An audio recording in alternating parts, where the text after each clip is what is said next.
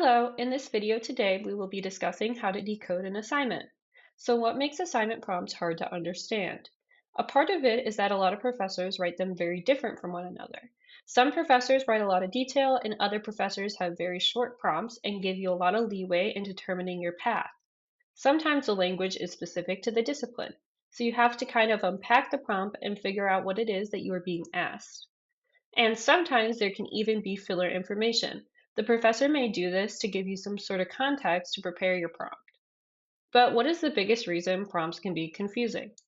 Prompts are really just instructions for an assignment, and you have to be creative in assembling the whole thing, which means you have to decode it and assemble the product.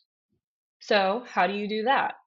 First, you want to start with the rhetorical situation, which requires you to think about who your audience is, who are you writing to, what do they know, what do they not know. What is your length? Depending on how much length you have for the assignment determines how in depth you can go. And then, what is your purpose? Are you trying to persuade something? Are you synthesizing sources? Are you making some sort of comparison? Or are you just providing information? And then you want to figure out what's your thesis, and you want to determine that from the prompt. What direction is this asking me to take? What is the main question being asked?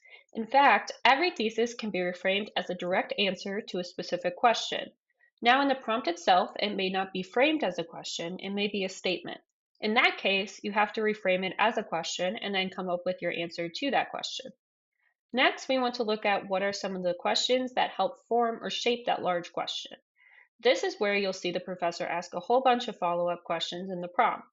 These help you understand what direction to take with your thesis. These can help reveal what kinds of things you need to make sure are covered in your response and what concepts are essential. After you figure out those things, you want to move on to developing a plan for organization and support. Sometimes you can find information for this in the prompt as well. Is there any guidance or direction on organization given in the prompt? So you want to look for ordering cues, things like first, after, or begin. Sometimes the nature of the paper demands a particular kind of organization. Then we want to identify how many sources we need. And if there are sources needed, are there any specific kinds that are needed? Do some of them have to come from what was discussed in class? Do some of them have to be scholarly? Lastly, are there things that we are not supposed to include?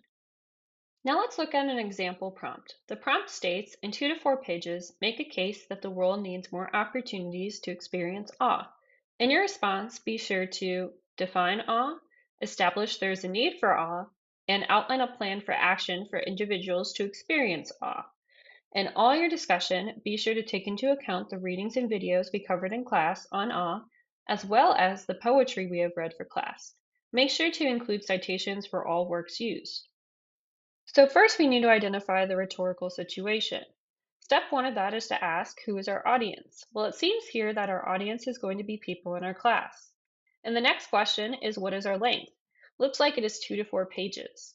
The last question is, what is our purpose? Well, I need to make a case, which means that this needs to be a persuasive argument. So then we should think about what our thesis is. What's being asked in this particular prompt? If we look at the first sentence, we see that it says, make a case that the world needs more opportunities to experience awe.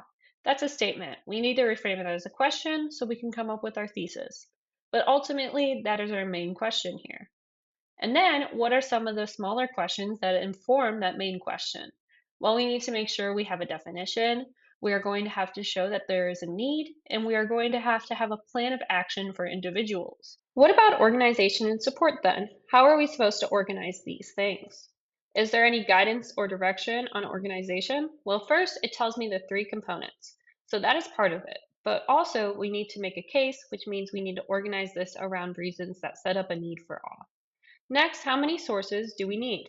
We don't have a particular number listed in this prompt, but it does say that we have to make sure to include the readings and videos that we covered in class, and we have to make sure we include the poetry. Then, do we have to have any specific kinds of sources? We know we have to use those things from class and include citations. Lastly, it does not state there isn't anything we can't use. Thank you so much for watching. Please like, comment, share, and subscribe.